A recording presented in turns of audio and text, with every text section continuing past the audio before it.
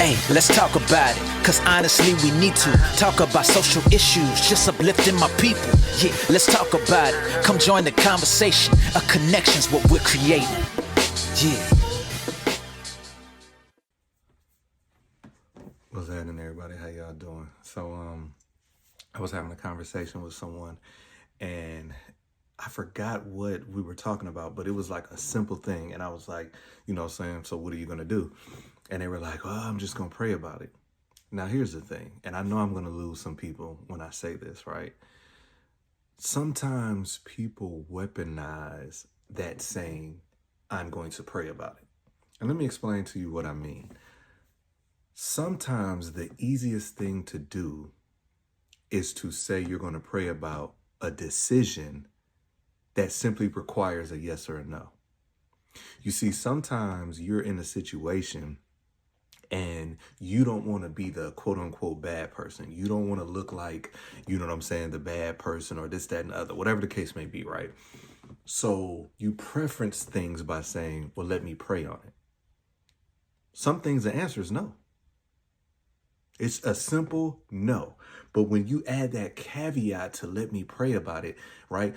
Because let's just be honest. A lot of people, when they say, I have to pray about it, they ain't praying. They're just trying to buy time for the no. So if someone comes to you and they say, hey, let me, I need to just borrow $1,000. Well, the answer is no. But what you're going to say is, oh, man, I got a lot of stuff coming. Man, let me pray about it.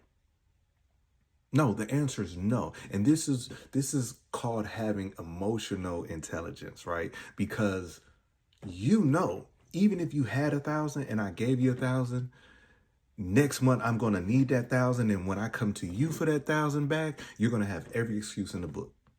You know why? Because you did it to me before. You've been in that situation before to where you loaned something to this person. They never paid you back, or it took a year to pay you back, right? So now they're asking you again. And because you don't want to, quote unquote, seem like the bad person, you say, let me pray about it. No. The answer is no. And what people have to start doing is just having emotional intelligence. It is an emotional decision sometimes, right, that you fell at. It ain't got nothing to do with you praying about nothing. God gives you wisdom. God gives you discernment, right? So sometimes you have to just say no. And you have to be able to say no and know what comes with that no. Because when you tell a person no, they're going to really let you know how they feel about you. Oh, they're going to really know. I don't care if you said yes 10 times in a row. That 11th time, they're going to let you know how they really feel. And for a lot of people, they care about being liked. See, they don't want to be sitting at home and everybody over here talking about them. Nah, they want to be liked. And those same people that want to be liked consider themselves a leader. But I don't know too many leaders that are liked by the vast majority of people. And that's why so many people have these dreams, right? You say, okay, I want to be an entrepreneur. I want to own my own business. I want to be my own boss. But guess what comes with that?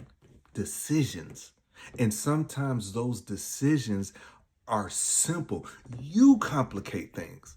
You make the simple decision this big grand thing. Somebody comes to you, they ask you for something, and you got, okay, well, let me call you back. You know what I'm saying? Now you focusing on how to tell this person no, when all you got to do is say no. I said this yesterday, right?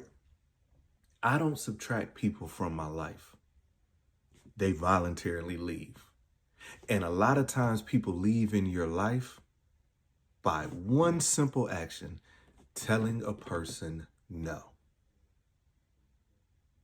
I don't care what is going on. See, a lot of times people can give you every excuse, right? And let's just talk about money. Somebody borrows money from you, right? And then when it's time to pay it back, They telling everybody about you. Man, they want that little $20 back. They want that little $5 back. Well, it wasn't little when you asked. When you asked me for this amount, you were in dire need. You didn't know if, you know what I'm saying, the lights were going to get cut off, whatever the case may be, right? It was a big deal to you. But when you ask for it back, it becomes that little $30, that little $100. Now they over there talking to some people about you, and the same people that they're talking about you to wouldn't even help them. And isn't it crazy how the people that you help, the people that they go talk about you to, they never ask for help? They never ask those people for help, right? Because they know that they're not going to do it. But they come to you and ask you for help because you've helped them so many times before. And I'm here to tell you that sometimes your help is delaying God's teaching for them. My grandmother, God bless her soul, my grandfather, God bless his soul, they had issues with that because they wanted everyone to succeed. They didn't want people to struggle. So when you came to them, they would just do. And as the years passed by, you know, and I started getting, and I would have these discussions with them, and I would always say, I'm like, hey, listen, your love is hindering. Because if they know that they can come to you for $20 for gas, guess what? They feel like they can go do whatever they want to do with their money because you're going to make the ends meet. And sometimes God got to make you hungry to get your butt up out there to work. Sometimes you got to be in a situation that all you have to depend on is God. And for a lot of us that love so many people, we cause the gap into that because we don't want to see them hurt. We don't want to see them suffer. But guess what? Suffering and hurt causes you to grow. It literally causes you to grow. I'm in the gym every day. If I'm doing my workout routine and after a period of time, I'm not feeling it anymore, I'm not seeing the gains, guess what? I have to switch my routine. And my first time doing that routine, that next day I'm gonna be like, oh my goodness, my back hurt. But guess what? I know that I'm growing. I know that I'm making progress because I'm uncomfortable. It's uncomfortable. You know what I'm saying? I don't want to squat, but guess what? It's uncomfortable for me, but that's going to help me grow. So sometimes you have to be in that struggle. You have to grow. So anyways, man, I just wanted to just put that in the atmosphere. I don't know who this is for, but I really know it's for somebody out there, right? There's power in no. Stop using that I'm going to pray about it as a crutch. Now, there's things that you have to pray about. Don't get me wrong. But there's certain things that the answer is just flat out no. You ain't got to wait to get back with me Wednesday because I got to sit down and pray about it. No. The answer is going to be no Wednesday. The answer is going to be no today. But because you're so worried about what people think about you, you have to throw that in there. You know, I prayed about it and you know, God is telling me no. That's your subconscious because you know that you can't do it. And there's nothing wrong with saying no. And with that no, people are going to subtract themselves from your life. It's that simple. If you are walking around and everybody, you know, is just so in love with you and this, that, and the other, you're doing something wrong. Because everybody's not going to like you. Because sometimes the God in you irritates the demon in them. And that's okay. We've all been there.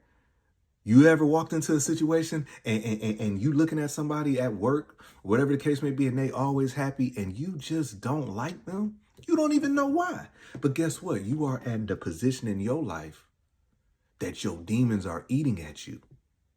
Because you can't understand why y'all walking into the same workplace and you're happy. You can't understand why you know this person and you know the struggles that they're dealing with. You know that they're not making enough. And every time you talk to them, you like, hey, how you doing? They say, hey, I'm blessed and highly favored. And it gets on your nerves because you can't understand why they have less than and they're happy, and you have more than and you are just so, you know what I'm saying, discombobulated inside. Anyways, man, I hope y'all have a blessed day. Hey, let's talk about it, cause honestly we need to talk about social issues, just uplifting my people. Yeah, let's talk about it. Come join the conversation. A connection's what we're creating. Yeah.